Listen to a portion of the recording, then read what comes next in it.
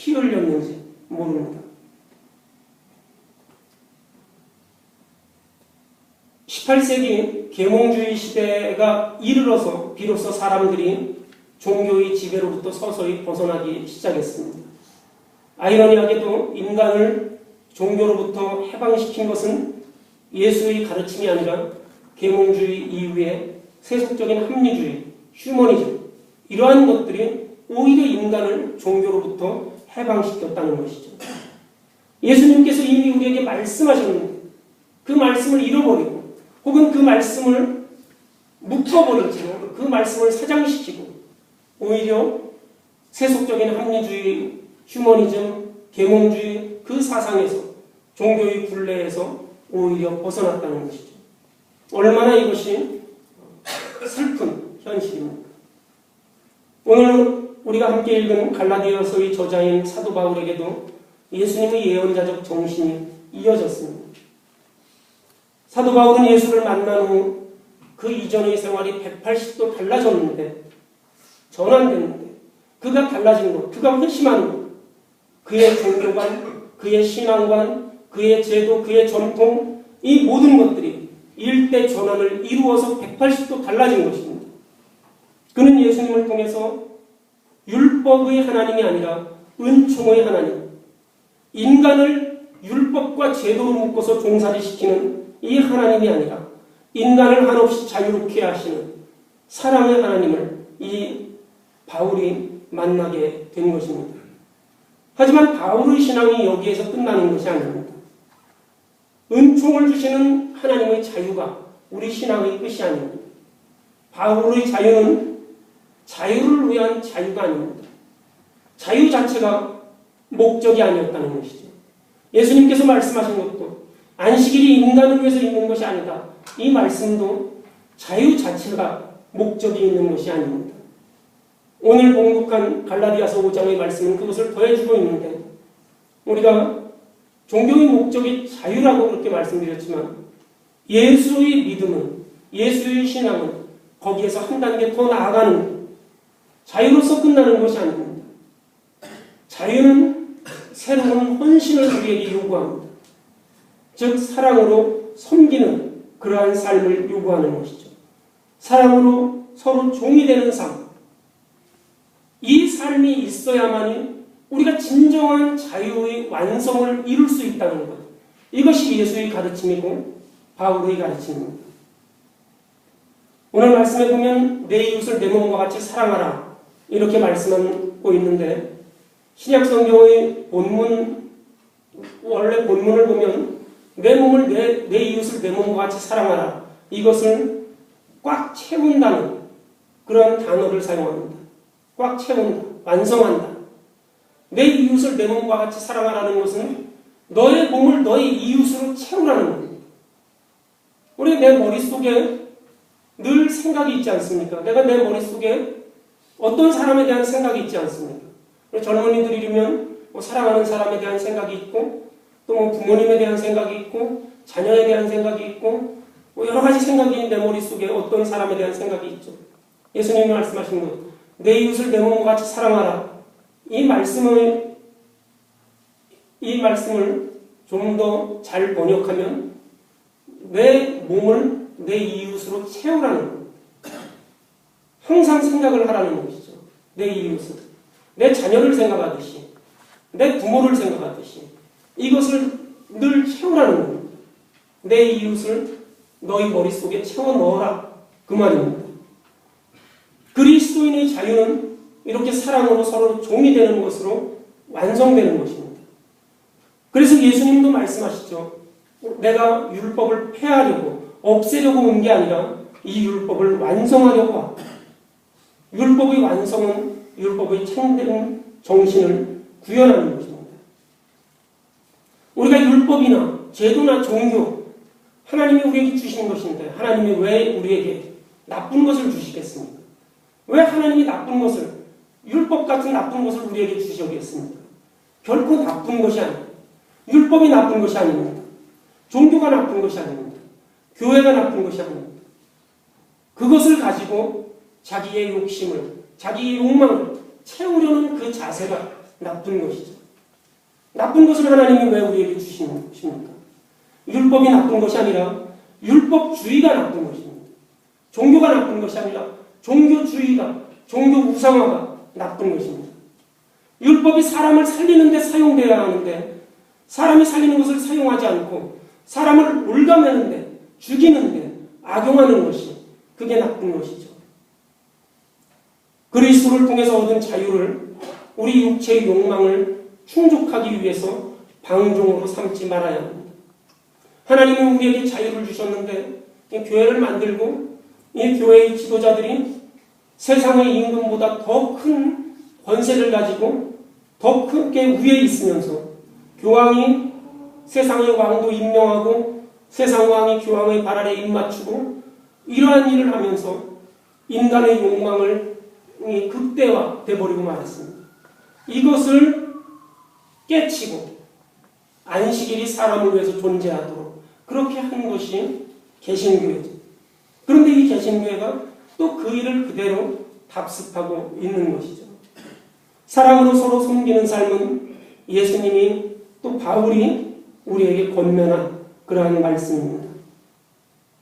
자유를 얻었다면 그 자유를 가지고 사랑의 완성을 해야 하는 것이죠. 그저 자유만 있다면 우리는 공허한 허무주의에 휩싸이기 쉽습니다. 예수님이 말씀하신 것처럼 어떤 사람에게 7 귀신이 들렸는데 7 귀신이 나가버리니까 그 빈집이 되어서 그 안에 더 큰 군대 귀신을 끌고 와서 그 사람을 더 올가맸더라. 이런 이야기가 있지 않습니까? 우리 신앙생활이 율법주의의 귀신이 빠져나간 후에 새로운 사랑의 율법으로 채우지 않으면 우리는 그 이전보다 더 큰 재앙을 초래하게 될 것입니다. 우리 교회가 속해 있는 캐나다 연합교회, 우리 캐나다 연합교회는 자유라는 측면에서 아주 큰 성공을 이룬 교회라고 제가 생각을 합니다. 적어도 율법주의의 메인 그런 교회가 아닙니다. 허삭화되어 있고 교회 전통이나 교리를 맹종하는 그런 교회가 아닙니다. 저와 친분이 있는 미국 연합감리교회 목사님이 자유에 대해서, 종교에 대해서, 교회에 대해서 그것을 논의하다가 교회에서 쫓겨나신 적이 있습니다. 그 교단에서 추출된 적이 있어요. 캐나다 연합교회에서 그런 것에 관해서 논의하고 연구한다고 해서 교단에서 그 사람을 쫓아내지 않습니다. 적어도 율법주의 메인 교회가 아닙니다. 화석화된 교회의 전통을 따르고 교리를 맹종하는 그러한 교회가 아닙니다. 가부장적이고 남성주의적인 그러한 교회도 아니라고 생각합니다. 총회에 가보면 60대 이상의 남자들만 그 총회에 있는 것이 아닙니다. 공연히 권위를 내세우거나 그 권위를 행사하려는 그러한 이들도 없습니다. 또 각자 캐나다 연합교회 교단에 속해 있는 교회들을 가보면 교인들을 일주일 내내 교회에 묶어놓는 그러한 교회들도 아닙니다. 누구의 강요에 의해서가 아니라 자발적으로 봉사하고 참여하는 그러한 교회입니다. 교리 공부나 성경 공부를 강요하거나 헌금을 강요하거나 율법주의, 교조주의 이러한 것을 강요하지 않습니다. 성적인 차별을 두지 않습니다. 하지만 이 자유가 문제가 되고 있습니다. 자유가 너무 많은 것 좋은데 자유가 자유로 끝나기 때문입니다. 자유를 어디에 사용해야 할지, 어떻게 해야 할지 우왕좌왕하고 있지는 않은지 그리스도 율법, 사랑 이것으로 이웃을 섬기는 일을 하지 못하고 억압에서 풀려난 것 이것만을 만족하면서 자유를 만끽할 때 우리가 또 다른 문제가 생깁니다. 어떤 것으로부터 자유는 얻었지만 무엇을 위한 자유인지는 발견하지 못했다면 우리가 방황하게 되고 또 우리가 내 자신의 정체성도 잃어버리게 됩니다. 교회의 율법주의나 권위주의나 형식적인 신앙은 비판하지만 또 반면에 교회의 율법주의, 권위주의, 형식주의에 매달려 있는 예수님 시대에 있었다면 예수의 반대편에 서 있는 바리새인들과 서기관들처럼 권위주의와 형식주의와 율법주의에 매달려 있는 그 사람들과 같은 그러한 신앙의 열성, 그것들을 하나님의 율법을 지키려는 그러한 마음들, 이러한 것들이 오히려 자유를 얻은 사람들에게 부족하다는 것입니다. 자유를 얻었으면 하나님의 말씀을 더 굳건하게 지켜야 되는데 그것을 다 내팽개쳐 버린 것이죠. 일반 교회들이 가지고 있는 신앙의 열성, 우리 흔히 말하는 보수적인 장로교회, 또 순복음교회, 이러한 교단들이 가지고 있는 그런 열성, 헌신, 이러한 것들이 나쁜 것이 아닙니다. 율법 자체가 나쁜 것이 아니듯이 교인들이 훈련하고 교회 생활을 하고 열심으로 봉사하고 선교하고 이런 것이 나쁜 것이 아닙니다. 교회의 질서가 나쁜 것이 아닙니다. 그 노력과 그 시간과 그 물질이 엉뚱한 데 쓰여지는 것이 잘못 사용되는 것이 문제이지 그 자체가 문제가 되는 것이 아닙니다. 제가 아는 어느 교회는 한국에 있는 이제 20년이 된 그 교회인데 그 교회는 산무교회를 지향합니다. 산무라는 것은 예배당 건물이 없고 목사가 없고 교단이 없는 것입니다. 왜냐하면 교회의 가장 큰 문제가 예배당 건물, 또 교단, 목사, 이 세 가지의 가장 큰 문제가 있습니다.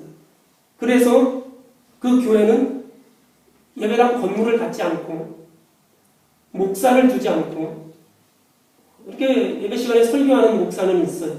이렇게 초청을 해서 목사는 있지만 담임 목사를 두지 않고 교단에 가입하지 않습니다.